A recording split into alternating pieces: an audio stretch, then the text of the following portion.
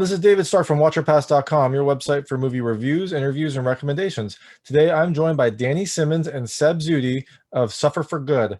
We're going to talk about the film. Hopefully, it won't be too much pain, but you know what they say, no pain, no gain. So we're going to check out the trailer first, and then we'll talk to them right after. And while you're watching, if you could like and subscribe to this channel, that'd be fantastic. It helps me out a lot. Thank you. Daily life's a war, and believe it or not. Life is challenge, boxing is challenge at the same time. You lose, you win. Same thing life. Sometimes you win, sometimes you lose. Move a little bit. You're gonna say 1, 2, 1, 2, 3, 4, right? Use a coach now. 1, 2, duck, 1, 2, slip, 1, 2, back, 1, 2. Well, I know that he suffered a lot and he deserved to go on the Olympic team. It's like working so hard to become president, and like they just say, oh, you can't become president. That's not fair. I want to be a tiger, I want to be a lion, I want to fight. Always I said, I want to go back to boxing. Always, when is going to be my dream come through? Boxing keep my dream alive. So I got motivated to do one more fight.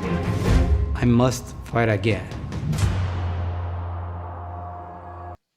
We're joined by Danny Simmons and Seb Zewdie of Suffer for Good. Suffer for Good is a very human, very heartfelt documentary about one man who just he keeps pursuing his dreams no matter what gets thrown his way. It seems like a ton of obstacles have been thrown in Seb's life, but he keeps kind of fighting for it. He keeps kind of working hard, and it's a really kind of motivational documentary. It kind of really just follows his life as he's training to try to get back in the ring, but just kind of his mentality and his philosophy are really inspiring to watch, and kind of seeing how he goes about his life was a really fun experience. So today I'm lucky to be joined by two people from the film. Danny wrote and directed the film, and Seb is the star of the film.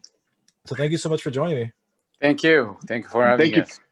Thank you for having us. So I guess the first question is, Danny, how did you find this story? I mean, do you train with Seb, or are you just a sucker for punishment? Like, I am a sucker for punishment. That's right. Sucker punch for punishment. Let's be real. No, I met Seb. We both were working at Sony Pictures. He was training MMA fighters and boxers, and he had a class there for novices like me. And one class, to do his civic duty. And I came in thinking, oh, okay, I'm a good athlete. I played baseball in college. I can handle some boxing class. And within like a 5 to 10 minute warm up, he was laughing at me. He'd never seen someone so unathletic. He was mocking me. I was laughing. We were laughing. And then 10 minutes in, he starts punching me and hitting me. And it was a beautiful experience. I was like, wow, I've never been pushed like this in my adult life. And that's how our relationship grew. I asked him about his history, like, where are you from? Where's your accent from? I mean, Seb, he always tells the story. He's like, do you want to take over, Seb? Where I was like, where's your accent from? Yeah, he said, Danny said, you from Cuba? Because most people, because Cubans, they have a good boxer and nationwide. I mean, or the best boxer all the time they have. And when I teach seminars, different places, and different events, when I teach boxing or when I give a seminar, everybody comes in, are you from Cuba? Everybody asks me, no, I'm not from Cuba. Where are you from? I'm from Ethiopia.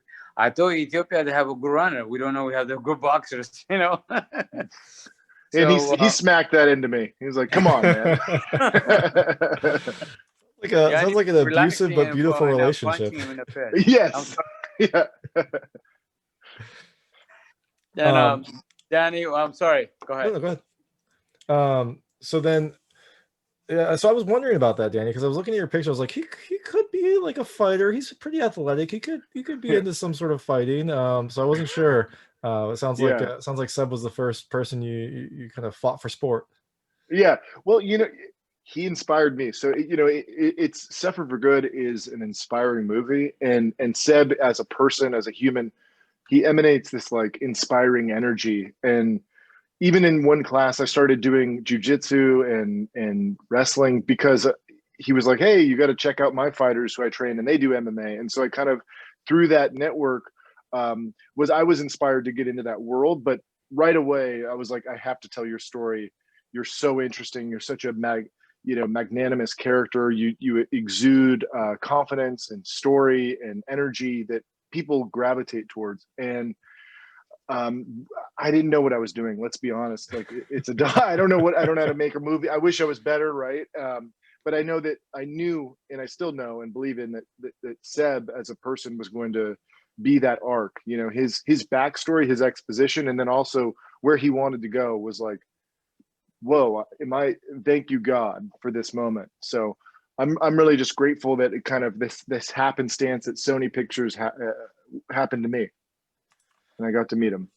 It's really interesting that you say that, because I think the documentary is a great documentary. It's really inspiring. But when I look back at it, I watched it a couple times. Like every time, it's inspiring because of Seb. It's like nothing about the documentary is kind of in there for the thrill of it, or in there to kind of like build up, other than kind of the timeline for Seb's fight. But it follows his daily life, and just his philosophy and how he pursues everything about his life is just so inspiring to watch, and kind of so humbling to see someone who's that dedicated.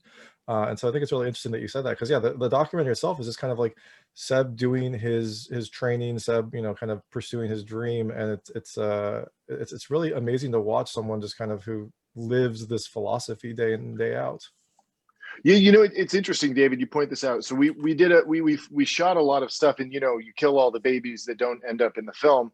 And there was a moment where Seb was wrapping Jared's hand before a fight, and he did such an intricate and actually like delicate wrap job. Usually we see these giant hand wraps with the big knuckles, and the ref like touched it, and he was impressed at how compact it was, but also how perfectly it was done, right?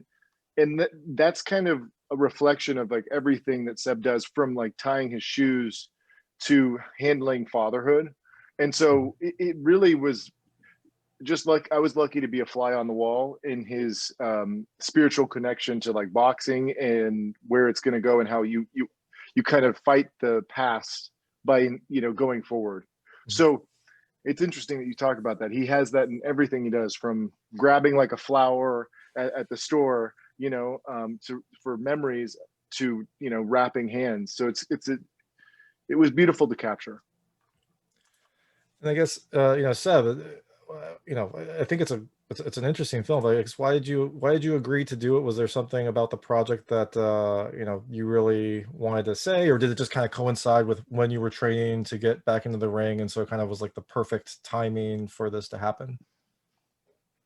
Yes, with the projects that I want to do, the story I told, we had a plan to do this documentary, and he said, I have a friend of mine. He's my student, and he's my client. And you have a very interesting story. We have to make a movie about your story. You have very, very interesting, touchy story. Everybody who comes to train with me, and I didn't know I'm in tourism, and just they get touched. They become common.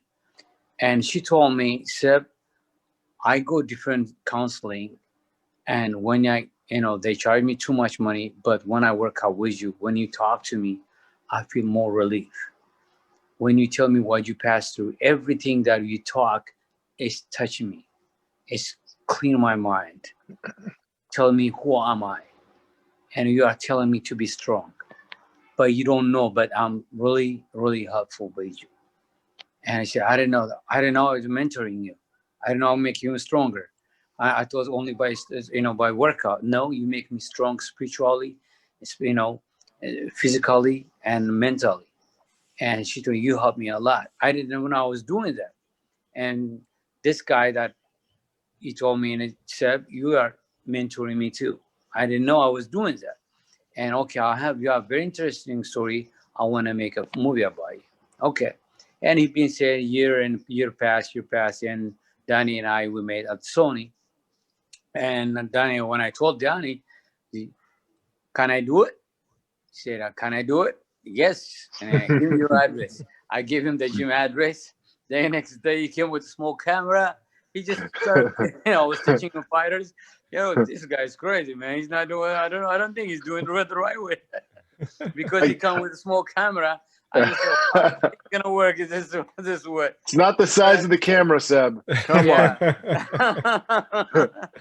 Then It all. yeah, we became successful. And I have no clue about the camera. I don't have anything idea about the movie, and the only thing is just my mission is to help people. And I remember, I don't want to mention name, but a guy that I trained, he was MMA fighters, and he didn't have any money to pay for one-on-one session. And I collect money, I charge him money, then find out after I train him, he won, I give it back to him, his money. He was shocked. And he was so surprised. He just said, "You the man of the hour." And he gave me a big jacket, nice. He bought a nice blazer jacket. You were, just people. Just my goal is to help people in different way, different directions, not only by working out boxing. And what makes me change me, David, if you ask me, when I change people's life, makes me happy. And my story, I hope, helps to change people's life and to make them strong, especially at this time. People sit down at home. Most of us, we don't have a job. Financial crisis, and kids are home, and the wives are home. They're fighting each other. They have the whole. We have been passing a really hard time right now. So that this movie helps to handle the situation and helps them to be strong mentally and spiritually, so they can pass it all this by watching this movie. That's what I believe in.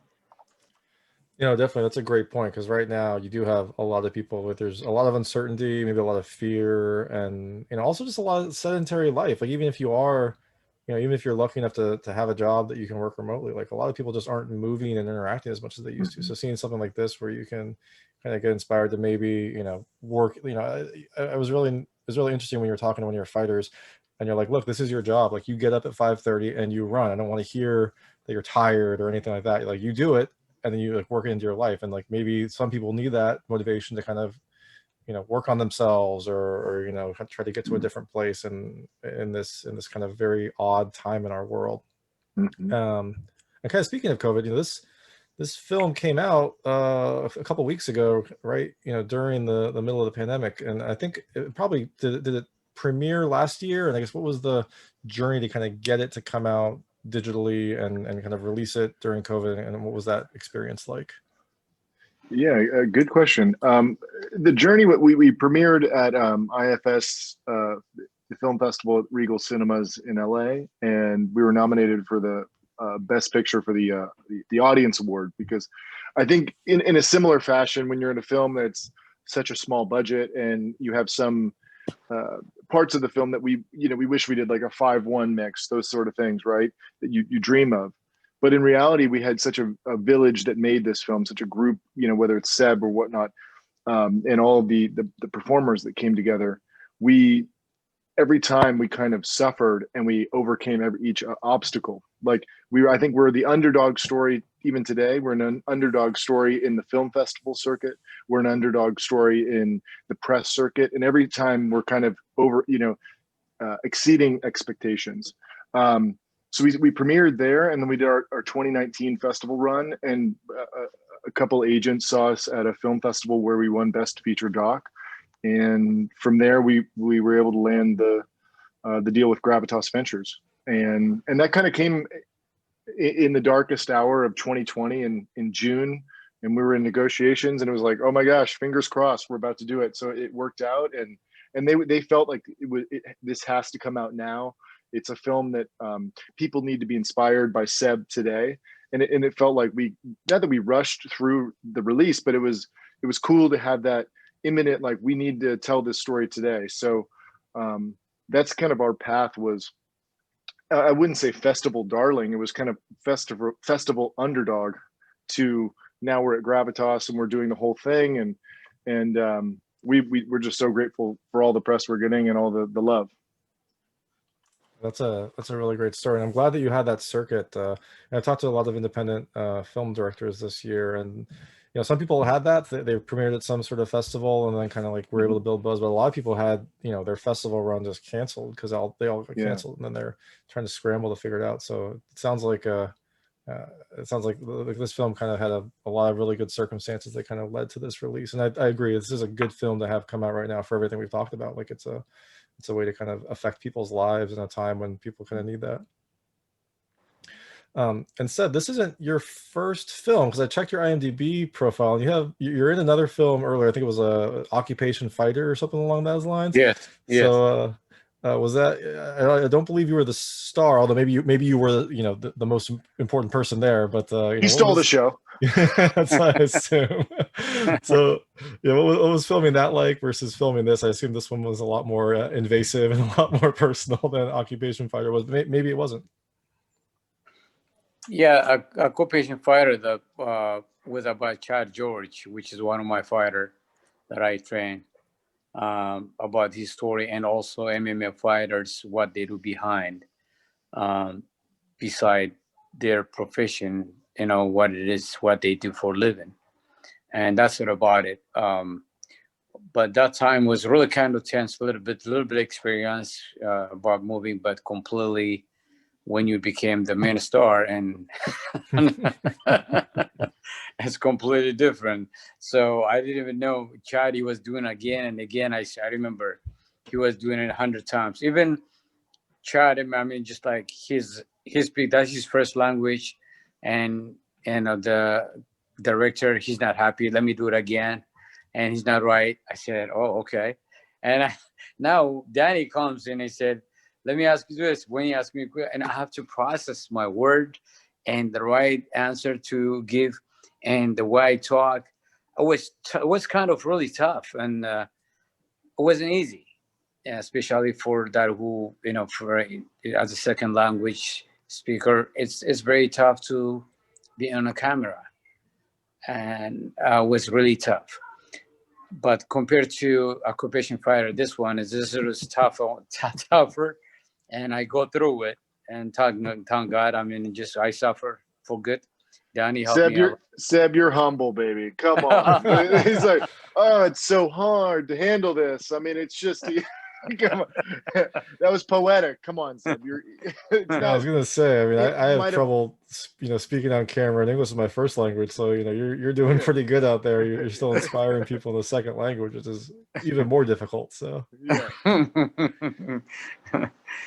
And so, Danny, it sounds like you just kind of dove headfirst into this. I mean, how did you plan it out, or was the plan just to kind of get as much footage and as much personal time as you could, and then cut the story after that?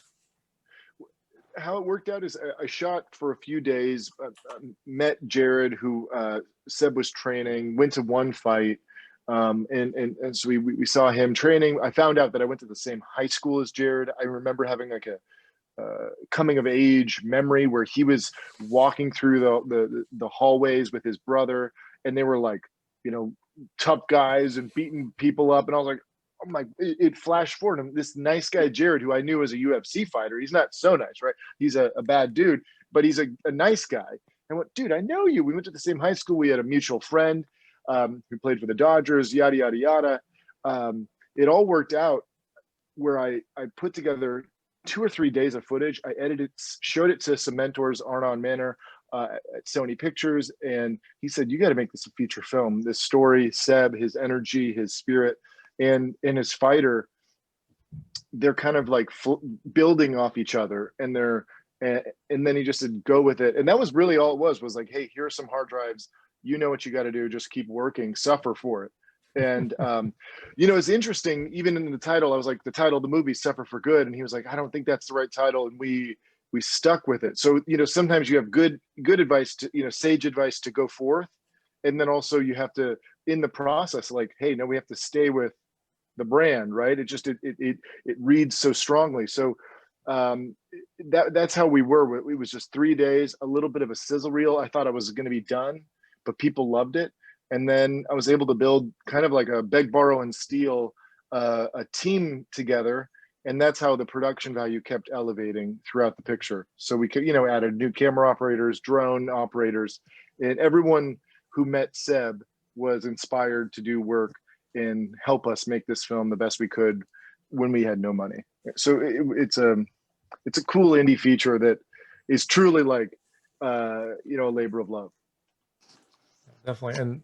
And some of the more I mean, the whole film is interesting, but some of the kind of the more exciting scenes are the big fights. There's several fights throughout the film, and how was that to film? I mean, was it tough to kind of get the permissions to film a fight? And then Seb, was it weird, having the things that like your advice? Oh, there you are. Seb, was it weird having like your advice and like everything that you're saying be on camera and kind of having that distraction during the fight? Was how were those scenes to film? Whoever wants to start can start. Yeah, Danny, Seb, that's it. Danny works. So Danny, can you okay. answer? The fights built up chronologically in size and scale. So like the final fights you see are the biggest ones, right? And it just worked out that way. It was hard to get permission, but it was like a press pass kind of thing. And some of it was just one or two camera operators, usually me on a prime lens. That was the one thing that cinematically was a challenge because I'm a new filmmaker, new camera operator type guy. And I knew aesthetically the best look is prime lenses. Even though we didn't have the budget, I was able to shoot on these primes, and it really did create a look that we consistently made throughout. So there wasn't much zooming, which did make it difficult. But the fun part was getting gritty, like showing up with a pocket camera. People think you're taking photos or it's like a GoPro.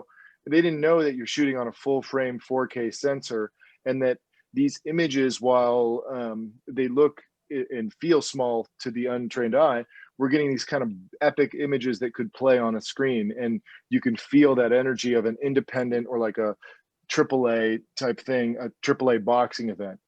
But we were really lucky. Ed Helms of All-Star Boxing Promotion gave us carte blanche to shoot at all his promotions, and we were able to get into the LA Coliseum because we had people who believed in Seb's story. So we got a lot of things that worked in our favor, which is just a true blessing. And then Seb, you got to tell me, did you like me being there? Yeah, was it weird? I felt like I was part of the team. Yeah, exactly. Was it weird having everything you said like recorded and having that an additional camera in your face? I don't know what it's like in the fights if you've got cameras up there. On the fight day, or my fight day, had I think a couple of cameras. Well, for the others, for the fighters when I was coaching, it was kind of we need a license to get in, and some commissioners, they don't allow him to do it. He do it from far away. But a couple of fights, they allow him to go to the corner. That was good, and really unbelievable how we ended up like this. It just is blow my mind, to be honest. And how we did all this, and we drove all the way to Riverside County, middle of nowhere. It's Indian casinos, and one of the fight over there, and we drove like 3 hours to get that casinos, and Daniel and his friend, we do carpool. It was really amazing. We had a really great time at the same time to know each other, to grow to grow up as a friend, and to have a good relationship as a family. And really, we had a great time when we had during this filming time. It wasn't easy. Some places was tough. Some commissioners, they give him a hard time to not to any camera and a fight, but he does it in a different way. So we like it's the first time we survived. Thank God we get here now. Yeah, it really does sound like a community effort. You both have kind of mentioned how it seems like everything kind of came together for this. It really does seem like a community effort, which is an awesome testament to the film and kind of to your personality, Seb, and also your personality as a filmmaker, Danny. Getting all these resources together on this kind of a budget must have been difficult. So yeah, it's when you have no other option and you're inspired, right? It's like with the Suffer for Good ethos kind of coming and exuding through Seb, right? And he keeps yelling at other people, no matter how hard it is, you got to overcome it. It would be hypocritical of me to not do that as a filmmaker, right? And so it was kind of like we were mirroring each other. He was talking to the fighters, but really I interpreted it as like, oh, talking to me, like, hey, I don't know what I'm doing, but work harder. Even though I don't know how to perfectly cut something, just keep suffering, go through the edits. There's so many nights David Fish and I spent, and Seb's like, where the heck is the movie? I need to see the movie. And I'm like, don't worry, David and I are in the hole, we're in the cut, we're in there. And I'd be passing out, he'd pass out, I'd go into the chair, and it was like this a long battle, because we had so much footage. But ultimately, David and I, was our first film, cutting it in our spare time, working full-time jobs, and still burning the candle at both ends. And Seb too, as a pro MMA coach and striking coach and boxing coach and running a gym, and as a family man, was burning the candle at both ends. So we were all doing this thing, and it was like a building off each other's energy. So I think the whole process of the film, we all suffered for good, and now here we are, David, with you, and we're getting the good. So it's like it's a beautiful thing. Yeah, definitely. And the film itself, it seems like it was worth the effort. So it's I'm glad that it was all worth it, right? That's kind of the point of the movie as well. It sounds like there was a lot of footage. I'm wondering, is there anything that was cut that was put in like extras? I only saw the screener, so I don't know if there are extra features. And also, what I really wanted to see Seb in his prime, because at his age, he still moves really well. He still had those reactions. Was there any archival footage of his fights from back in the 80s? Anything like that you were able to dig up, or? Tried. Seb, you got us. I wish we can get that. They called me back in the day High Speed, and I used to watch Sugar Ray and Ali most of the time, and they called me Little Sugar Ray sometimes. They called me High Speed, and it is sometimes I don't say it, but I just we live in like third world country, and we don't have any films to record. What they do is they delete the old one, they record the same on the new one. So they delete back and forth. So they use one cassette, the old cassette, like a VHS, and they delete it, they record another one, because they don't have enough VHS that time. So it's very sad. I wish I had one of them. That would be great. But we collect all pictures, and that I have, we make it digital. Danny make it a digital pictures, and we try to make it as much as we can, as clear for a movie. And I wish I had a movie, my fight, to show everybody my prime time. That would be great. Again, another shame with the with you not being able to participate in the Olympics. It's another blow that kind of if you would have done that, there would be some footage of it. But even the workout, like the workout that we did, just like hell workout that we used to do for the Olympics. You work out, you wake up 5:30 in the morning, you run 3.5 miles or 4, and you can push up. And if you were a civilized country, I mean, they're gonna record all that, but we don't have that much, budget for our athlete, how they work hard. And another training, another 9:30 a.m., another 3 hours practice from 9:30 to 12:30. 3 hours practice you do there. Then you take a shower, have a lunch, and afternoon 3:30 another practice. And it was, I mean, if you record that one, it's just like it's a hell workout. And I wish we have all those courses, for documentary, but wouldn't happen anyway. We got a good help so far, thank God. Nobody got injured. I'm fine. I know. So we are here. So one of the things I really love seeing is how the fighters all looked up to you. Like, it seems like everyone that comes into your orbit, has a measure of respect. But in the film, you can really see how much the fighters look up to you and really kind of take your criticism to heart. It almost seems like they're your kids. So I guess how is that relationship? I mean, when you're talking to them, sometimes it does sound like a disappointed father. Like, this is what you need to do, so you better do it. Other times it seems more professional. So I guess how is that relationship? Exactly. I was talking to him right now about 5 minutes ago. the earlier talk show that we had is from Puerto Rico, and he said, "How you have a good relationship with your son?" And I was telling him, "They ask you about me? Are you sure?" Denzel Washington, yeah, he's been asking. He was telling about me. He said, Well, I did want to know, are you, do you think you're tougher on your own kids or on the fighters? "No, 'Cause it sounds like not the really, relationships. not really." I did more open conversation with him. I mentor him, Mhm. and how strong I was when I was a little kid. I was 9 years old. I ran 3 miles in the morning with no breakfast. When I get back, I don't have any even to eat. I might have bread and tea. And I had only one shoes to run, long run. And I walked 2 miles to school. And I've been telling him all this to make him stronger. Don't take it out of granted what you have right now. When I came to US, I don't have any English. I have only $50 in my pocket.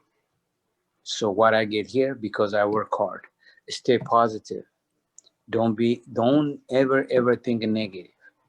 If some people, even they do bad things, just stay positive. And I want you to be strong. Everything will be good. And I took him to field. I trained him when he was 3 years old. I trained him. I took him to the gym 1 hour. I give him practice 3 times a week. And he finished 1 hour straight. And he was suffering. He learned a lot. We had really great communication with him. I sit down with him. I spend 2 hours sometimes just talking. And he said, now when he grow up, wow, what a dad. I really appreciate it. Now we sit down, we are talking because he stopped playing basketball now. And they were talking, three of them, they were talking. And they said, Mom, why you choose a short guy? We should get 6.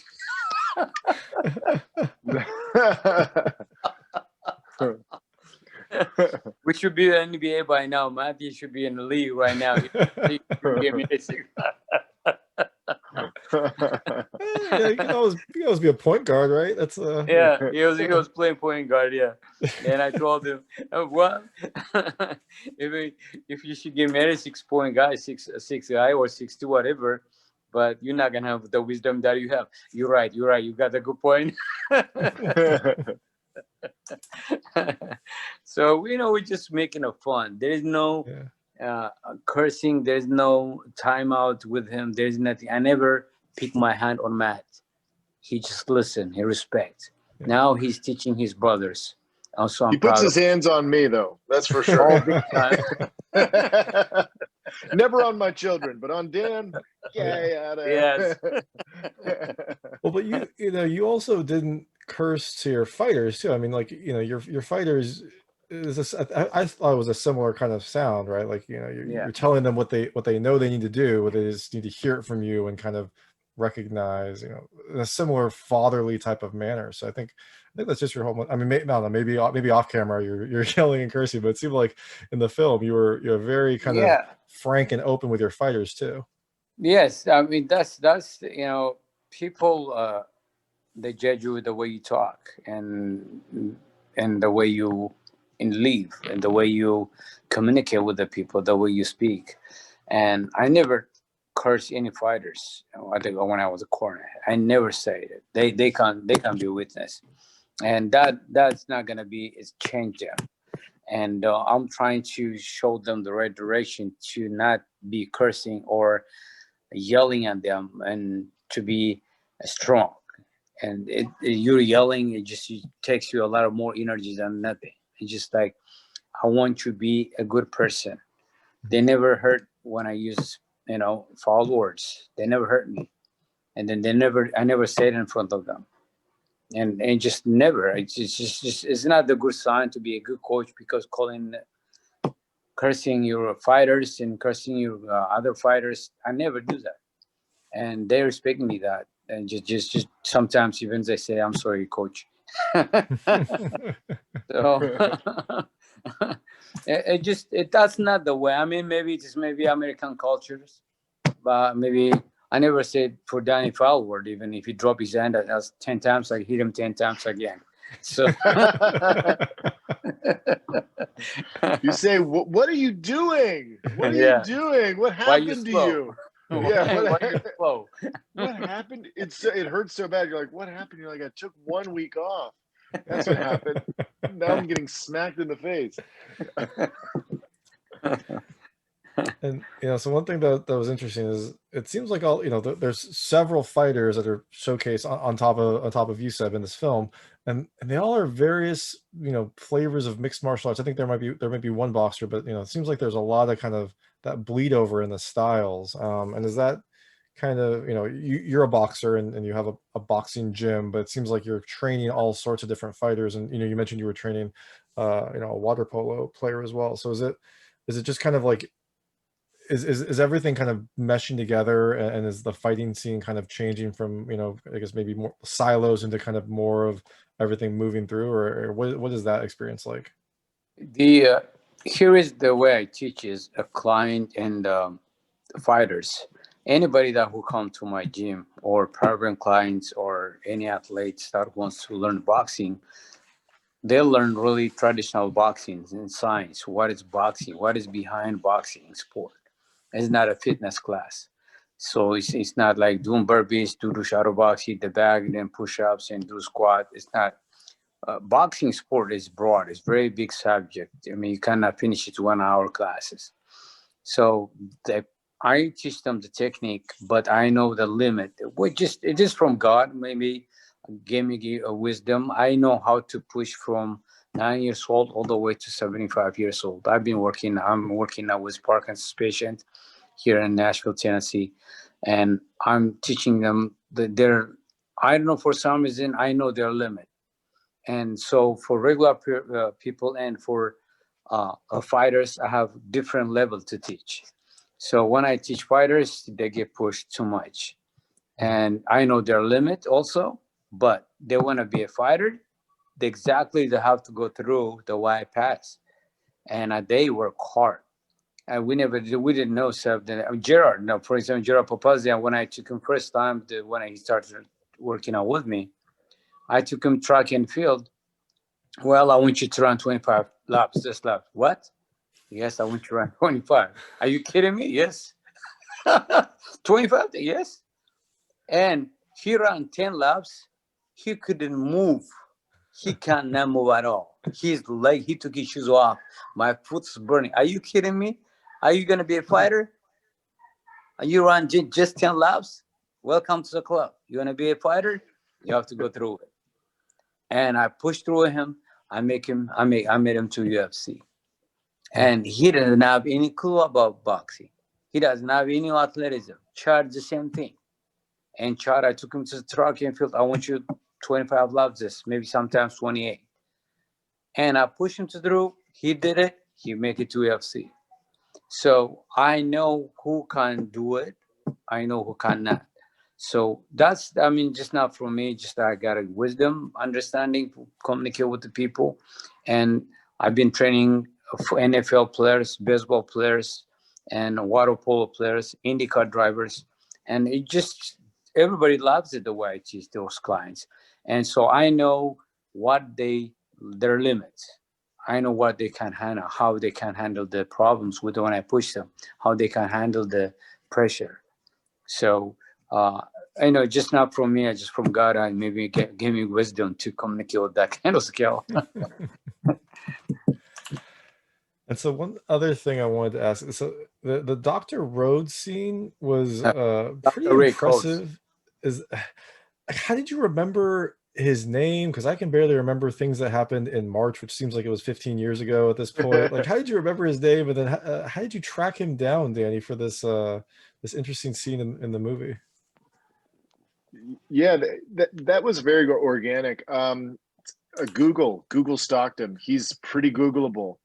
Luckily, I was working at Fox at the time, and Seb told me there was this guy, Rick, and he said, Dr. Rick. And I was like, man, I need more than Rick, and I know Seb and I were like, Rick. Okay, so we have Rick.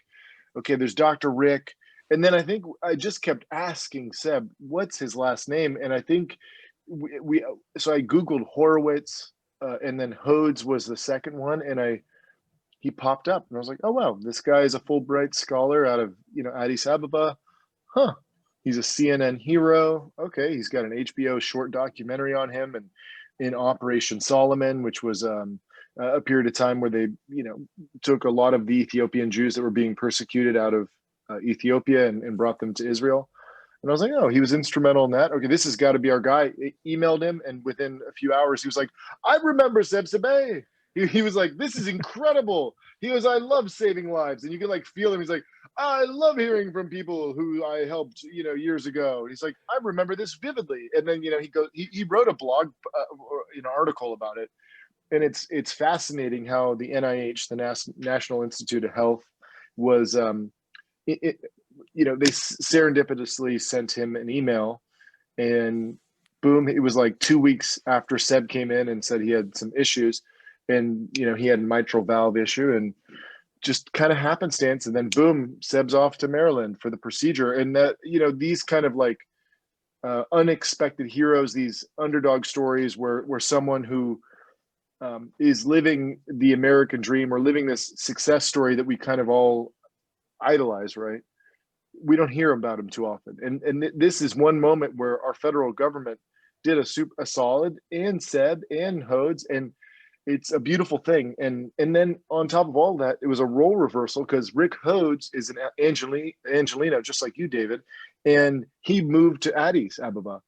And so he flew all the way from Addis all the way to LA to come see Seb. And so Seb went from Addis Ababa to LA. So it was like this perfect reunion. I mean, it's a beautiful thing. And it's purely just like Rick Hodes is a hero. Good dude. He's a hero. I mean, and so is Seb. It was like the Marvel's Avengers. I'm just over here pressing buttons going, connect them. And then they come out and they're, in their shields, and they're kicking ass.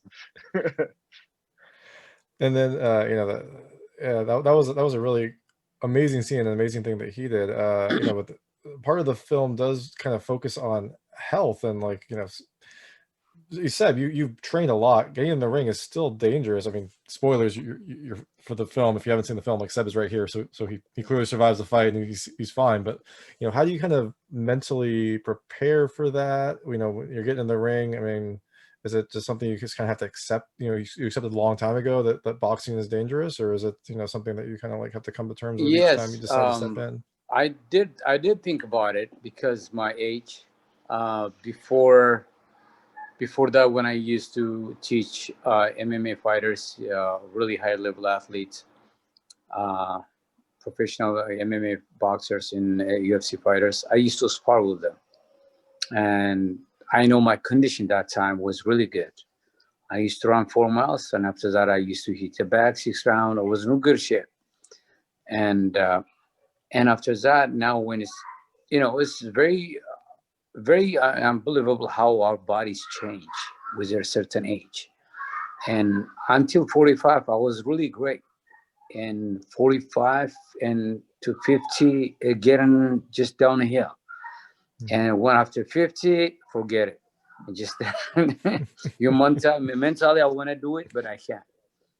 And for this movie, I was prepared. I didn't prepare for it. I just, when we do the movie, you know what? Let's do one fight for the movie. We'll have good conclusion, nice movie. And then he said, oh, that'll be great. And we trying to find out, I start calling different gyms who has a master division of boxing. But at the same time, completely I forgot how to prepare. Danny was telling me, Seb, you need to have a coach. I said, how are we going to get a coach for me? I mean, of course I need a coach, but I don't have anybody. And at the same time, I have kids. I have to take the kids. I have to do the homework with them. I have to teach my client. I have a class. I have to cut weight. I mean, it doesn't work. Plus, I have to go to medical and to be cleared from the doctor. That was really tense. Plus my knee issues, my heart issues, just everything is very stressful. But you know what? I'm not going to die. Even they say so, I'm not going to die. I'll go through it. I'll show my kids, all my students and clients. And at least I can send a message for people what, people can do. And people that have a lot of tools in their hand, but they cannot accomplish because of their motivation, because of their moral issues and confidence or self-esteem, especially here in America. Most of us, we have all tools in our hand and for right in our door, but we cannot move at all because we thinking a negative side about if. So we're trying to pass that kind of situation, and instead of if, let me do it. Let me try it. If I get knocked down, I want to get up and I'll continue. But you don't hear any from anyone at this time. Everybody fear to do anything at this moment about if. If they see this movie, they will, they'll let it go. And instead of if, I want to try it. Even if I get knocked down, I'll get up. And I have 10 seconds to get up to continue. Exactly.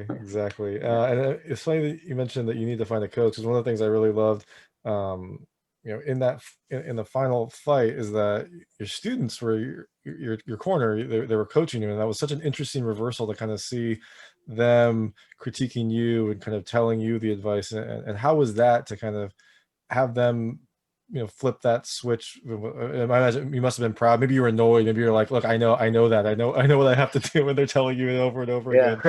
Yeah. So what was that like? The one they told me that I don't have any gas, no fuel at all. My legs and just my knees just burning. It's just really, I don't have any leg to stand because of my knees gone. And I said, when he told Gerardo, when he told me, you know what, remember what he used to tell us? Come on, do it, Seb. And I said, I don't have any gas. I mean, I've been giving them example. If I give you a brand new Porsche without gas, it doesn't take you anywhere. And if you're going to stay there, it doesn't matter. I just walked in with no gas, good experience. So he didn't do his 25 laps. Let's just say exactly. So I'd imagine if they said that to you. When he's telling me that, I was laughing inside. I said, "That's so funny." I said, "What do you tell us? What do you tell us?" Exactly. Yeah, you're like, well, come on. Yeah, you're like, you don't accept that excuse. I'm not accepting it from you. Right. They keep forgetting their business, that this is my business. My kids is big business at that time. Yeah. Plus my health issue is another business to take care. Plus I have a client, I have a student, I have a fighters, and plus Danny's behind the camera, and just Danny, this is sound system's not right. We have to change it. Well, let's do this one. So it was too much pressure, but I passed through it. David, to be honest, I really everybody asked me today, how did you do all this? And I finished all these things, and by God's grace, not by me, but and also at this time, I love to say Dr. Rick. I mean, he's like my hero, and he helped me a lot to get this point. Danny also really helped me. My wife, she's helpful. My kids, really, they helpful. I didn't hear any negative, nothing behind. So that even more helped me more to motivate. And Danny, he didn't give up on me. And sometimes I was stressed out. And he said, "Don't worry, Seb, let's do it again." And sometimes we finish like 1 a.m.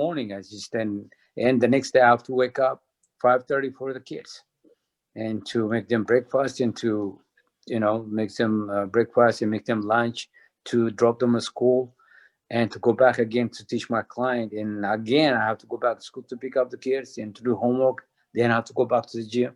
And it wasn't easy. So the fight is generally, I want to tell for the people that who knows me, that who's going to watch the movie, hey, Seb did this, I can do more than this, especially young generation this time. And they wanna get everything by the express. They wanna get everything like drive through. There's no drive through in our lives. So I hope they will get something out of it from that. Oh, definitely. That's a great point to transition to the lightning round. This conversation was awesome, and so thank you. The film is a really great documentary. It's available digitally. You can check it out, and maybe it'll inspire you. I mean, it's such an inspiring story and such a good philosophy. And I think, to your point, a lot of people might need that right now. So let's if you got time, I know we've been going a little longer, so if you got time, love to do the lightning round, and then Let's do it. Come on. all right. Yeah. Seb, are you free? Let's go, baby. Perfect. All We right. fight, Dave. We're fighters. So like I said, they're lightweight questions. They're very answerable. You can feel free to pass on them, but I'm pretty sure that they're all going to be easy to answer. So one thing I love seeing was Seb, you and your wife making the Ethiopian coffee. That looked delicious. So I guess Danny and Seb, what's your go-to coffee? Is it something fancy? I mean, mine's just black coffee. It's the quickest way to get caffeine in my system. But I'm a cold brew. Cold brewed. Give me the hardest, the strongest, fastest. Seb? Our coffee is the best, as you know. it looked really good. I wish I knew how to make it. Yeah, you live in Washington, D.C., so the Ethiopian community. That's true. Yeah, there's a strong Ethiopian Mhm. community out here. Yeah. So, I mean, our coffee, when you brew it at home, it smells all over the place. So it just smells so good. Coffee is the best beverage on planet. Agreed. What is both of your favorite boxing movies? Seb, do you want to go first? Raging Bulls for me. That's my favorite one. It's a good one. Yeah, I like Ali documentary movies, and That's really, good too. yeah, that's a good one too. Yeah, I mean, we also have to say the Rocky franchise. Come on. franchise. Yeah, Suffer come for on. Good. Suffer Suffer for Suffer Good for also. good. Yeah, Suffer for good. Suffer for good on VOD. Clearly. Yeah. That's our favorite movie. Yeah. I have to go with Cinderella Man. I love that movie. Ooh. Yeah, Cinderella, Come on. really good. Yeah. It's a good one. Wow. What is the most accurate boxing movie other than obviously Suffer for Good? Seb? Other than boxing. Yeah. Oh, is there a boxing movie that kind of it feels really accurate? Feels like the fights are really well done and realistic. I guess would be something. Do you know what? But I'm not that much watching the movie unless it's documentary movies. Okay. But when I was a little kid, when I was back home, I like maybe I don't know if you remember him, Chuck Norris movie. I love Chuck Norris movie, and Charles Bronson. They do revenge a lot, so I like to revenge. I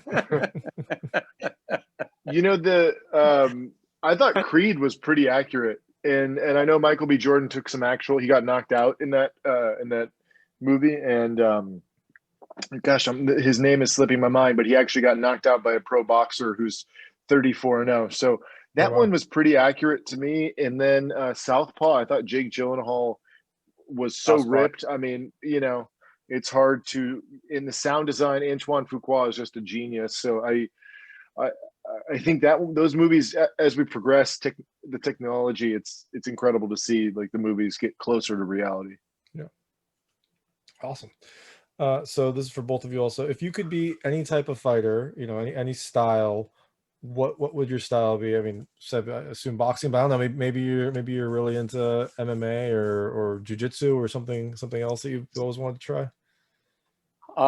I tried jiu-jitsu one time for myself, but my knees really was bothering me, so I can't do it anymore, jiu-jitsu. But the fighting style is, when I was in my prime time, I used to fight both South and Orthodox. Southpaw and Orthodox. I used to do that. And for MMA fighters, I don't know, for some reason, when I met them first time was just first time MMA fighter that I met, Chad Jordan. He's the one introduced me to MMA. And can you train us boxing? First, I started working with him. And I don't like it, MMA. Come on, man. This is not, boxing was better than MMA. But here is one thing, and one time I told them they were comparing boxing conditioning and MMA conditioning, and MMA is much better than boxing. You guys, you sure? Yes. And I started teaching them once a week at the gym that I used to work, and all these well-known fighters. I don't know most of them, but they told me finally, and they were great fighters, like Donny Hardy and Mac Denzi. A couple of them I forgot their names. And they used to come, and I used to train them at the same time, boxing. And when I give them exercise, some of them they can't even do the exercise. You see that boxing helps you more than the MMA. And they said, okay, we're gonna do once a week. We're gonna do sparring every other week. I want you to do sparring, but the next day I want you to take a break. Oh, we're gonna come back. We'll do another training. Okay. The training work was 4 minutes per round, and the first round was leading hand only. The other 3 rounds gonna be free boxing. They have headgear, just boxing. And the next day they finish the sparring, and I weighed them before they spar. I weighed them, make sure they have 5-pound difference in each fighters. Wow.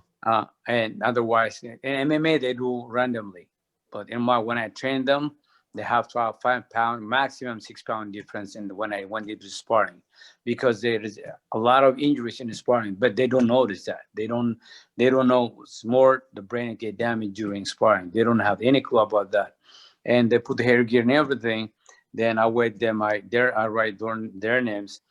Then after the sparring, oh, okay, we'll see you the next day. The next day, nobody showed up in the gym. And boxing is really, they find out, wow, boxing is a killing. Yes, it is. It's a tough workout. Yeah. And there is no time. When you clinch, you don't have time. And you take a rest. Your body take a rest a little bit, On boxing, when you clinch, the referee comes to break you up, you have to continue fighting. And MMA, you hug each other, you take a little break. You muscle work, but still your heartbeat's going down. So, and boxing, so there is no clinch in boxing. So boxing is a tough sport, I say, to be in a better shape and to be stronger, faster, your agility, speed, and coordination.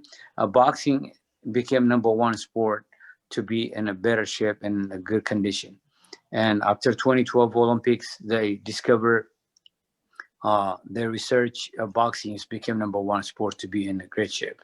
So boxing is the best sport for everybody, just a workout. There you go. All right, Danny, which style are you gonna choose? Muay Thai. I'll do quick one. So no boxing. I'll do yeah. No, I love boxing and anything like Thai boxing, anything with a little bit of kicking. Perfect. So who would win in a fight between Danny and Seb?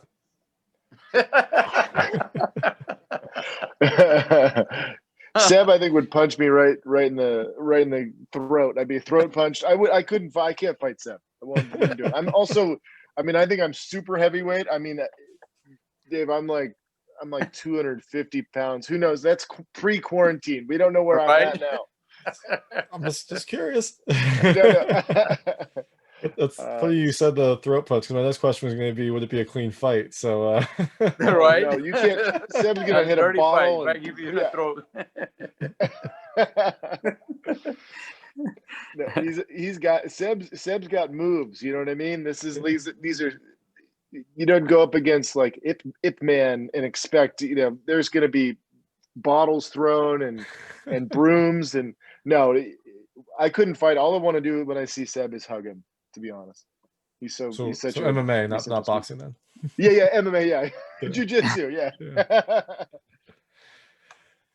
Well, awesome. And so I guess now that all the questions are in, the last question is what's next for you both? Danny, do you have any other projects on the horizon? And Seb, do you have any? It mentioned that you were maybe going for another fight at some point. Anything about that, or just I guess what's next on the horizon for both of you? Yeah, I mean, right now we're promoting Suffer for Good. So if you can, please check in www.sufferforgood.com, and all of our socials are on there. But for this film, we want to get Seb back in there for one more. So we got a sequel. We got to make it a trilogy. But I have a feature baseball documentary that I'm working on titled The Grind, and then a few other projects that are kind of in different stages of development. So that one's going to be pretty interesting. And it was shot in 2019 in Japan, and then now it takes the major league players back to the States. So it's kind of like their fish out of water moment and how they're pivoting in the pandemic with being pro athletes. So it's very similar. The Grind. It's a gritty documentary about the will to continue and persevere through your external and internal grind that is in baseball, but also that is very similar to Suffer for Good. The overcoming your past in the present kind of thing. And then Seb, what do you have? What do you have on the horizon? I wish I went. I love to do the part 2, and if you have a budget if you get a little money if you get revenue from this movie, I'd like to do a part 2. How we move to Nashville, Tennessee, and what I'm doing right now is a really a new skill that I'm developing here with a Parkinson's patient. I don't know if you heard this. A boxing workout helps for Parkinson's patient and Alzheimer patients. So it helps them to coordinate their body and their arms and the legs. And their research boxing workouts helps them a lot. So I'm learning with them now, being with them over a year now. I've seen they changing tremendously since I walked into this gym. It's called Rocksteady Boxing Gym, and it's based on Parkinson's patients only. So I help them a big time. Their coordination get better, their memory is getting better, their steps is getting better. So I just learning right now about Parkinson's more and Alzheimer patients, and that really interesting for me. We can reach out that who suffer from Parkinson's patient. They can develop good coordination and speed and agility by doing boxing workout. And we can address that for people. And now we research recently every 25, 30 minutes in America, people get diagnosed with Parkinson's. So that is the only thing. There is no to cure that disease. There's no medicine for that. So only thing to slow down Parkinson's is you have to work out. Exercise to make it slow down. So one of the top exercise they find out is boxing. So that we can achieve, we can reach out so many that who suffer from Parkinson's that we can reach out from if we able to do that part 2. So another journey that I start right now. Is there a patron saint of boxing? Because Seb, I mean, this is insane. Just how good you like how in service your life is. It's kind of insane. It seems like every time you open your mouth, you're like helping people, which is still so inspiring. So that's amazing. That sounds like fantastic. And I'm glad you mentioned that, because it also sounds like the perfect premise for a second movie. Kind of Seb training for his next fight, and also kind of shedding a light on this interesting research that you're doing, and this new crop of people that you're helping. So yeah, I hope it's going to be very interesting. Also, I'm going to do one more fight for that here in Kansas. There is a master division they have this Kansas, they do ringside. They sponsor the fight. All the Olympic old boxers, they gather, and that they do from Australia, from Canada, from South America, from Australia, from Caribbean countries. They do once every year. They do somewhere in Kansas. So I want to do that one for myself and also for my family and for the movie. Yeah. Perfect. Well, I'm looking forward to both the grind and Suffer for Good too. Still suffering, or something along those lines. Yeah. Still good. Still good. Yeah. Still suffering for good. We'll go with that. Yeah. Well, so thank you so much for joining me. This is Danny Simmons and Seb Zewdie from Suffer for Good, and the film is available digitally. Check it out, rent it, buy it, watch it while you're stuck at home. Hopefully it'll inspire you to both help people and help yourself. So thank you so much for joining me, both of you. Thank you so much for having us. I appreciate it. That was Danny Simmons and Seb Zewdie from Suffer for Good. Suffer for Good is a heartfelt, very human documentary about one man pursuing his dreams and kind of all the obstacles of the world through and how he overcame them. It's available digitally, so you can check it out on pretty much any platform and watch it from the comfort of your home. Watch it once, watch it twice, kind of let it inspire you to go pursue your dreams. Maybe you want to be an MMA fighter. Now's the time. Now's the time to do it. If you like this interview, please like and subscribe to this channel. It helps me out a lot and make sure all my new interviews go straight to you. And as always, please go to watchyourpast.com for all your movie reviews, interviews, and recommendations. Thank you.